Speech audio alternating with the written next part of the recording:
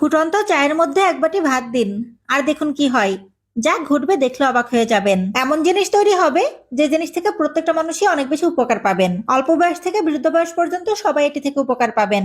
এটি এমন একটি সমস্যার সমাধান করবে যে সমস্যার সমাধান করার জন্য হয়তোবা আপনি অনেক টাকা খরচ করেছেন, হাজার হাজার লাখ লাখ টাকা খরচ করেও যে সমস্যার সমাধান আপনি করতে পারেননি, সেই সমস্যার সমাধান আপনি করে নিতে পারবেন ফুটন্ত চায়ের ভিতর ভাত দিয়ে। তো এই উপায়টি করার জন্য আমাদের যে কাজটি করতে হবে, প্রথমে আমাদেরকে একটি পাত্র নিতে হবে। এখানে আমি একটি পাত্র নিয়েছি, আর পাত্রের ভিতর দিয়ে দিতে হবে পানি। 1 গ্লাস পরিমাণ পানি আমাদেরকে এখানে দিতে হবে, তবে কম বেশি হতে পারে, কোনো সমস্যা নেই।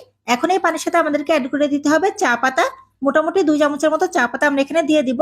এরপরে পাত্রটি চুলার উপর দিয়ে আমরা জাল দিব। চুলার জাল মিডিয়ামে রেখে আমরা জাল দিব। যতক্ষণ পর্যন্ত এই পানি ফুটে উঠবে ততক্ষণ পর্যন্ত আমরা জাল দিব। 2-3 মিনিট জাল দেওয়ার পরে যখন আমরা দেখবো যে চায়ের লিকার ফুটতে শুরু করে দিয়েছে, তখন আমরা এখানে অ্যাড করে দিব ভাত, রান্না করা ভাত। ছোট একটি বাটিতে করে 1 বাটি পরিমাণ ভাত আমরা এখানে নিয়েছি। আপনারা চাইলে কিন্তু হাতে মেপে 1 মুঠ পরিমাণ ভাত অথবা কাপে মেপে 1 কাপ পরিমাণ ভাতও এখানে অ্যাড করতে পারবেন। ভাতের পরিমাণ কম বেশি হতে পারে, কোনো সমস্যা নেই। তো এখন আমাদের যে কাজটি করতে হবে, এখানে যে পানি আমরা দিয়েছি পানিটা শুকিয়ে যাওয়া পর্যন্ত আমরা জাল দিব। মোটামুটি 6-7 মিনিট জাল দিলে আপনারা দেখতে পারবেন যে পানিটা শুকিয়ে যাবে আর এরকম হয়ে যাবে। আপনারা দেখতেই পাচ্ছেন এখানে যে ভাত আমরা দিয়েছিলাম তার কালার কিন্তু চেঞ্জ হয়ে গেছে, এরকম কালারটা চেঞ্জ হয়ে যাবে। তো যখন এমন পানি শুকিয়ে যাবে তখন আমরা চুলাটি বন্ধ করে দিব আর এটি ঠান্ডা হয়ে যাওয়া পর্যন্ত অপেক্ষা করব। যখন ঠান্ডা হয়ে যাবে তখন আমরা একটি ব্লেন্ডার জারে নিয়ে নিব। আমাদেরকে মূলত এই ভাতকে ব্লেন্ড করে নিতে হবে। ব্লেন্ড করে নিয়ে তারপরেই কিন্তু আমরা সেই মূল্যবান জিনিসটি তৈরি করব, যা আমাদের সবার উপকারে লাগবে।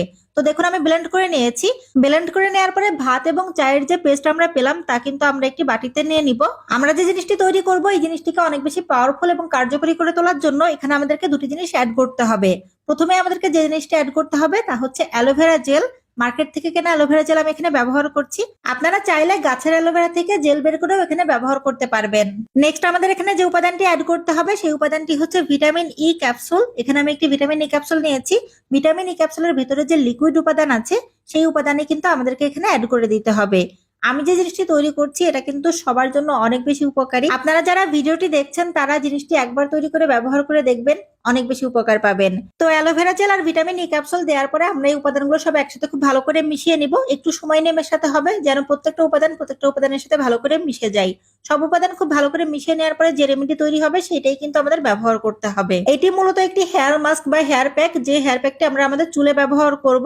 এটি ব্যবহার করলে চুল খুবই দ্রুত লম্বা হবে। যাদের চুল কখনো লম্বা হয় না তাদের চুলও খুব দ্রুত লম্বা হবে। যাদের মাথা থেকে চুল ঝরে পড়ার সমস্যা আছে, অনেক চেষ্টা করেও চুল পড়া বন্ধ করতে পারছেন না, তারা এটি ব্যবহার করুন। দেখবেন মাথার চুল পড়া বন্ধ হয়ে চুলের গোড়া অনেক বেশি মজবুত হবে, চুল লম্বা কালো ঘন হবে। গোসল করার ঠিক আধা ঘন্টা আগে এটি আপনারা আপনাদের পুরো চুলে অ্যাপ্লাই করবেন।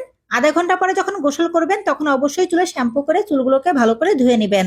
সপ্তাহে শুধুমাত্র যদি একদিন এটি ব্যবহার করেন তাহলে আপনারা খুব ভালো ফলাফল পাবেন। তো আশা করি আমার ভিডিওটি দেখার পরে আপনারা এটি তৈরি করবেন আর ব্যবহার করবেন। আমার আজকের ভিডিওটি যদি ভালো লেগে থাকে তাহলে অবশ্যই ভিডিওতে লাইক দিবেন, ভিডিওটি শেয়ার করবেন। ধন্যবাদ।